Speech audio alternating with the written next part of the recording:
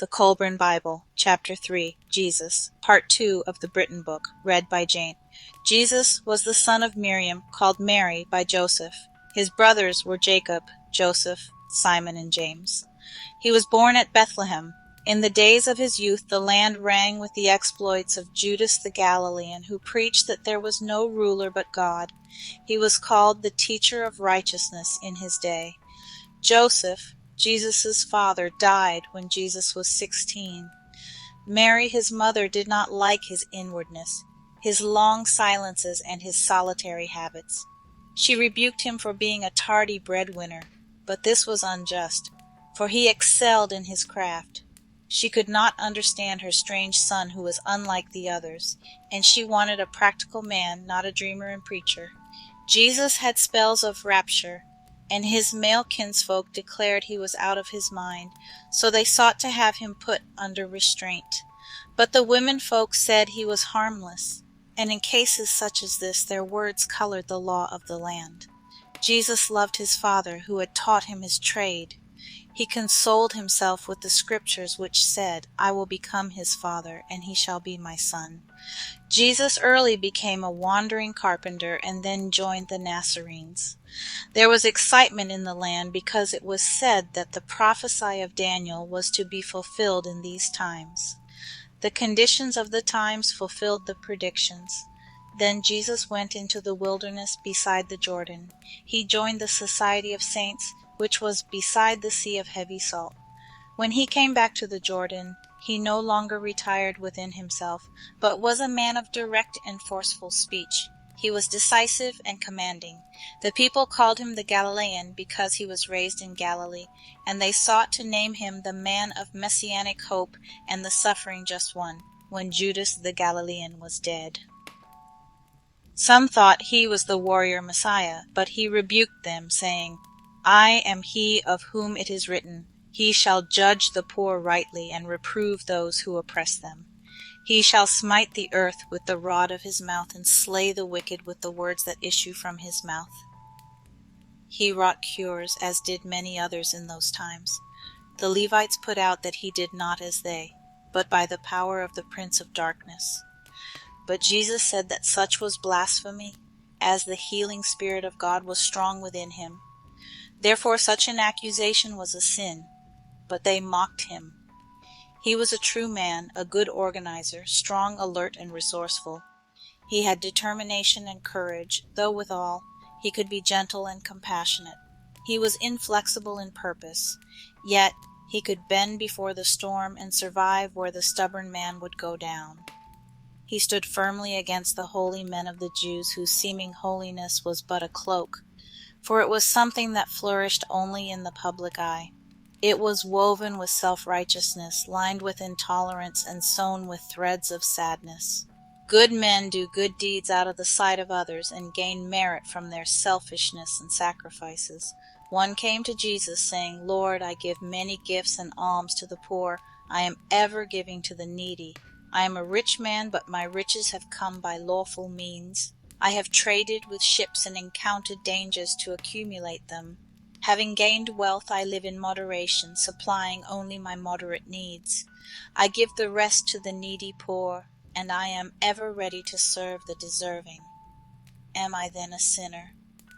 Jesus said, "No, by giving with discretion and making such sacrifices you gain merit. And there is no harm in seeking riches for worthy ends. It is the love of money for its own sake that is productive of evil. The evils of riches arise from their misuse. If a man gains wealth in a lawful way and does not live in luxury, supplying no more than his moderate needs, serving the poor and deserving with his surplus, then he does no wrong." A teacher of the Jewish way said to Jesus, "If God is so great and all-knowing, why does he not strike down the wrongdoer? Why does he withhold his justifiable wrath when the wicked man swallows up the man who follows the path of goodness? Is he not the God of justice?" Jesus replied, "Justice is not a thing of the time. Though the mills of God grind slowly, they grind to perfection. Life itself metes out justice. The justice of God adjusts the injustice of men. Were this not so,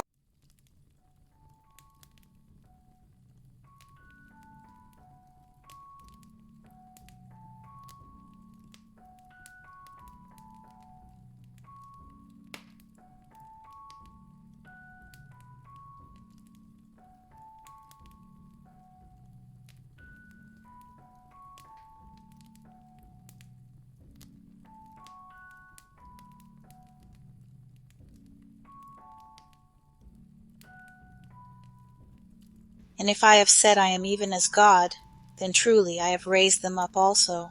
Yet this they cannot see, or is it that they fear the burden of their own godhood? Jesus came and was like the slasher, which clears away the useless undergrowth in the forest of life. He uprooted and burned that which was unproductive. He planted good trees, but the undergrowth returns. It is a time for the activities of good men. Jesus found pearls by the seashore. He sowed the good seed in the hearts of those who followed him closely. For his sake, many of the rich became poor.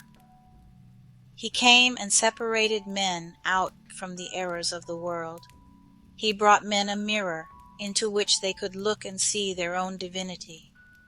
He opened a door now open to all, and those who choose to pass through stand on the road to the eternal. He raised up the fallen and healed the afflicted. He woke those who slept and reminded those who had forgotten. He enlightened the righteous and gathered in those who were lost. To what can he be compared?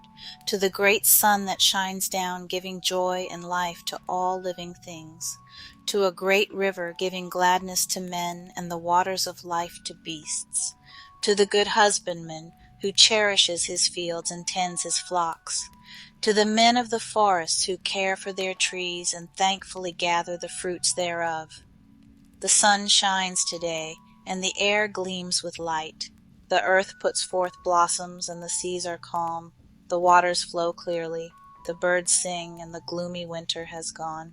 Hope dawns, and so it is with the Son of Man. The tree of glory has been planted and will survive, for it is well serviced. Its servants are dutiful. So let it be like the holly, whose leaves are not shed in summer or winter, which stands with weapons ever ready in persecution or freedom, in good days and bad. He who neglects these scriptures is like the branch of a fruitless tree. His life is fruitless. Blessed are those who seek fruit that grows out of our good deeds. He who copies a book is like a maimed man who gives his weapons to a whole and healthy man. The lettered man resembles this good land, which takes the seed and nourishes it. The rains fall plentifully, and the crop is good. The life men live is like an inn where they dwell shortly, or like a house rented for a limited time. Vessels of metal and earthenware are to them like borrowed utensils. Their riches are held in trust. The wise man uses them, and they serve him, but he does not set his heart on these or hug them to his bosom. Who is most praiseworthy for his goodness, the son of a rich man or the son of a poor man? The rich son gives only what he himself has been given. So surely it is the son of the poor man, for he has overcome the temptations of poverty and satisfied the cry of hungry mouths with the earnings of his own labor. It is the poor who help the poor, for the rich help themselves. There are those who fast for the sake of heaven, but Jesus said it were better did they devote themselves to learning the Scriptures and to good works for the sake of heaven. Yet it is useless to merely read the Scriptures, for unless they be taken into the heart and lived by, then they are things of little value and use. The value of all sacred writings lies in what people do with them. More important still is what the Scriptures do to the people. A man asked Jesus, "Lord, what does it mean when it is written that the iniquities of the fathers shall be visited upon the children?" Jesus said, "When a man commits a sin for which he does not make full recompense in his lifetime, then the same temptation is placed in the way of the son, for there is a bond of family blood between them. Is it not manifest also that the wrongs a man does within his own household become the sins of the sons within their households? Wrongful living is the heritage of generations." A man asked, "Where is God?" Jesus took a piece of bread and gave it to the man, saying, "Take this and hold it." Then he said, "Put out the other hand." He poured a little water on the upturned palm and said, "Now you have felt the power of God, for without his Spirit in the bread and in the water, these would not exist for you. Split a billet of wood, and God will be there. Lift up a stone, and you will find him." Another said, "Tell us how we may best serve God." Jesus replied, Talk not of serving God as you would serve.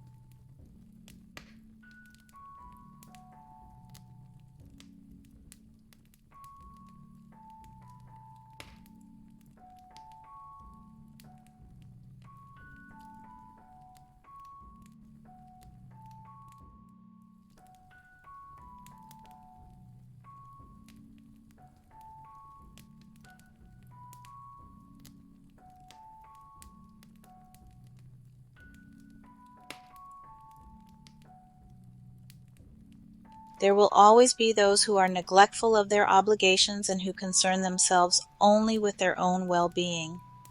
Yet is this reason enough not to bring happiness to those who have invited us? One day, Jesus and those with him came upon an old man playing with childish things. A bow and arrow-bearing huntsman passing by mocked him, saying, "Behold the old man playing as a child." Jesus called him over and said, "Do you always keep your bow bent, the string under stress?" "Of course not," replied the huntsman. "To do so would be foolish, for the bow would become useless were it not unbent from time to time." Jesus said, "Just so is it with the old man, and you should know better. The bowman strings his bow before he shoots, and when the shooting is over, he unstrings it. A bow kept always strung will break and be useless when needed. So it is with a man who never relaxes. He is ever taut within, and when the testing time comes, his stomach turns to water." Jesus taught that there are things which should be approached with humility of spirit. They are holiness, wisdom, and nobility. Humility bestows upon the soul the benefit of harmony and atonement. A man once said to Jesus, "But who can define these things? That which is holy to one man can be unholy to another. The thing which one man holds sacred, another holds to be an abomination. That which one will bless another will curse." Jesus said, "The many nations and men, because of the diversity of their natures, hallow many different persons, places, and things apart from their gods. But nothing can be made holy by men alone, neither can anything holy of earth be holy. That which is holy of and for God is holy, the place holy for God is holy, and the person who lives holy for God is holy, but where on earth can such absoluteness be found? If by gathering in a temple men feel they can better commune with God, then he will be there, and that place will be holy. If within a circle of stones or before a symbolic image the soul of man may be stirred to atonement, then God will not absent himself because of the nature of the place. He will meet man wherever man earnestly prepares for his coming. Though the temple may be holy to one man and the circle of stones to another, both places will be hallowed by God, if therein the souls of men are elevated to commune with him. A structure of splendor, magnificent in its architecture, called holy by men who worship there, if their spirits remain asleep and unstirred, will not be hallowed by the presence of God. He does not honor places where men just congregate, where their voices alone are raised in worship. He hallows the place where their souls and spirits are uplifted as they seek communion with him. A holy place is where the uplifted spirits of men blend with the nature of God. A man asked, "What of wisdom? Has this not been plentiful in the world since the days of the great enlighteners, of whom Solomon was deemed the greatest? Even before him there was much wisdom, yet is earth a better place for this? What has it contributed to progress?" Jesus replied, "Alas, never has there been a shortage of wisdom in the world, but always there has been too little in the hearts of men. Wisdom is not something written in books, but that which is conveyed from the book of the heart. It is a way of life. All the wisdom of the past, held in reverence by some, was easier to write than to live by, yet following it is the only wisdom. Wisdom, however, is more than the thoughts of the wise. It is the accumulated philosophical knowledge of mankind, winnowed by the wind of practicality. Nobility is an attribute of the soul, and no man has this by right of birth. Nobility demonstrates an ability to live and act according to the high principles. It is expressed in deeds, outlook, and bearing, in the manner of life and relationship with others. That which ennobles a man is his recognition of something to love and strive for outside of himself. Nobility is the subordination of self to principles. Jesus was one in whom all the virtues came to fruition, and his gentleness drew to him all his neighbors. In his presence even enemies were reconciled, and this presence alone brought tranquillity to a restless and sorrowful heart. In the street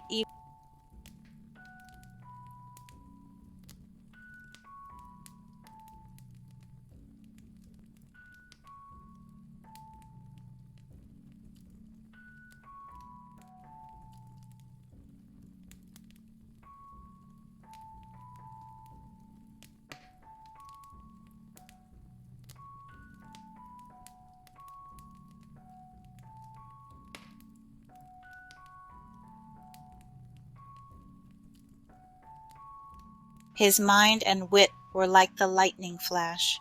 He was always keen and alert, and his face never lacked the calm beauty of cheerfulness. He was friendly towards all and acted so as not to annoy anyone.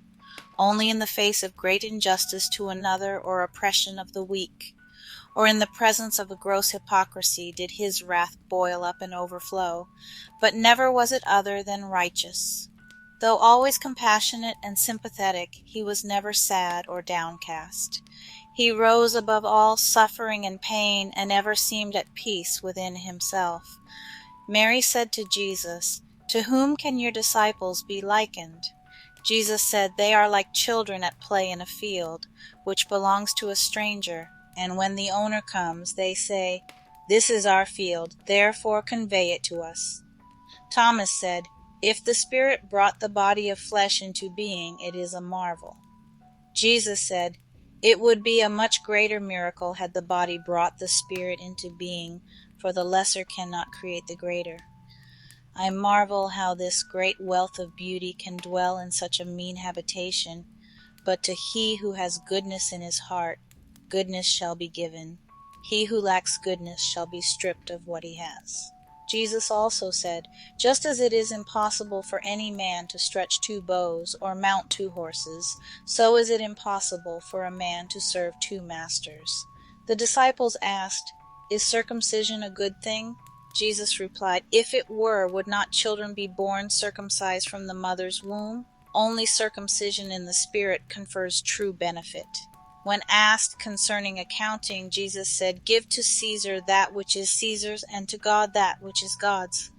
Give me what is justly mine, and keep for yourselves only that which is rightly your due. Deal fairly with all men, and shun the morals of the marketplace. Do not become like the Samaritans who, loving a tree, hate its fruits, or loving the fruit, hate the tree. The Pharisee is like a dog sleeping in the manger, from whence the oxen eat. It cannot eat what is in the manger, neither will it let the oxen eat." Jesus said, "The kingdom of heaven is like a woman carrying a jar of good wine. Being careless, she puts the jar down heavily and crashes it, and when she resumes her way, the wine spills out behind her on the road.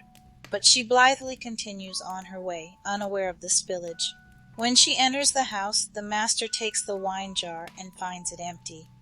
The disciples asked what this could mean, and Jesus replied, "When you possess the good things of the kingdom of heaven, do not let them slip away. For the kingdom of heaven is neither here nor there, and contains all good things. It is in the hearts of men, and exists where God reigns. When the lion lies down with the lamb, and peace reigns over all, there shall be found the kingdom of heaven. Yet truly heaven and the kingdom of heaven are not the same." These things were said in the forecourt of the temple. Jesus took the disciples who were with him into the court of the Hebrews, which was an inner place, and a warden, a priest named Levi, stopped them, saying to Jesus, "Are you an ignorant man? Do you not know it is forbidden to walk here in the presence of holy things without first purifying yourselves? See, those who follow you have not even washed their feet. They enter here defiled by the world. Then Jesus stopped and said to Levi, "Concern yourself with your own state rather than with ours." The priest replied, "I am clean, having bathed in David's pool, going down by one set of steps and coming up by another. Only having done this and donned clean clothes have I come here." Jesus said, "Lord, have mercy on the blind. You have washed in standing water which may have been befouled by dogs, and scrubbed your outer skin as harlots, singing girls and vain men do, who are full of vileness inside. But my disciples and I have little need for outer forms of ritual cleanliness, being clean within, for we have washed in the living waters of the Spirit." Having departed from the temple, Jesus said, "Do not the guests assemble in the antechamber before entering the feast hall? There the hands and feet are washed, the head anointed, and small foods to whet the appetite are eaten. Even so is the earth the antechamber of the kingdom of heaven. Live your lives in the world as men who journey through a strange land, marveling at its wonders, tasting its pleasures, but ever on guard against dangers.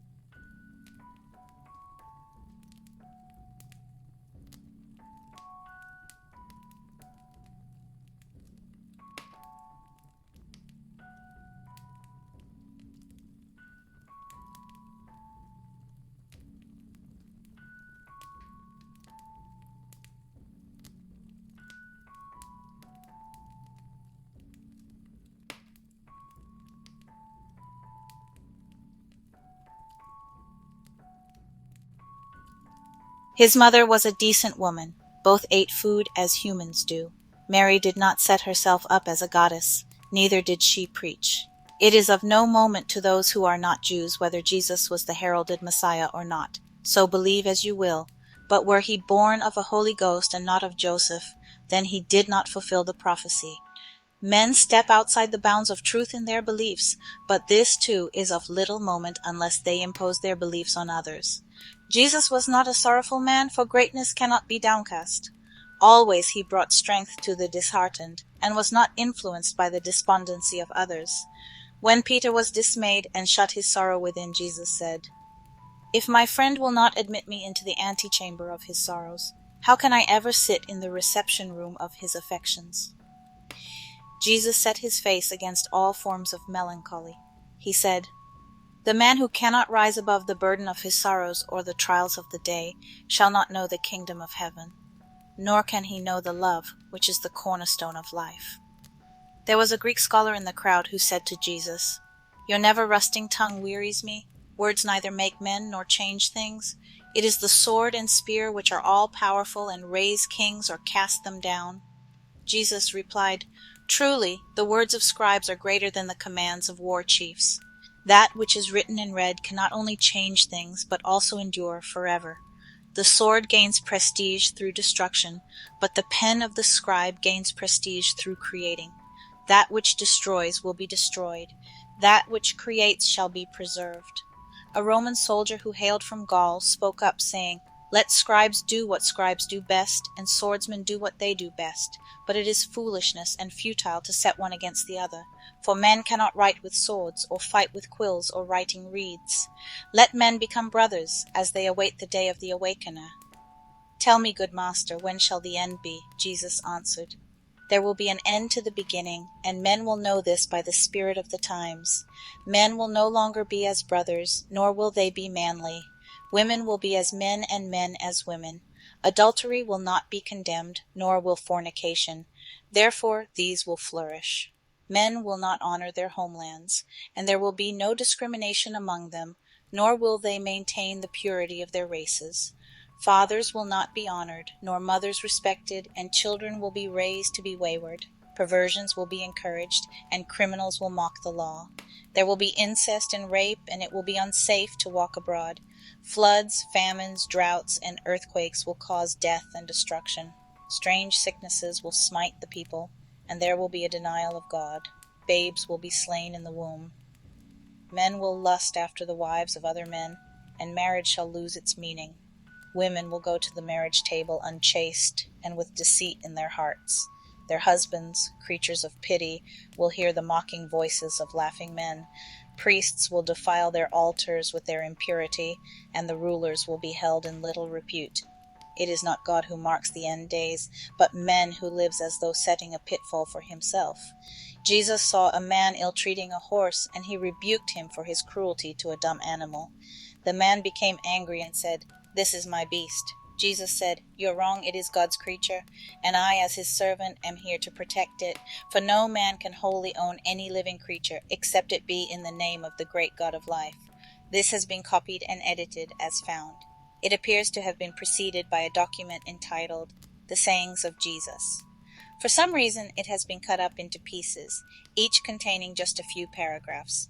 Included were other scraps from some much later source, which for various reasons are suspect. The latter part of this manuscript is probably a late, if not modern, edition, but it may have been rewritten from some older material.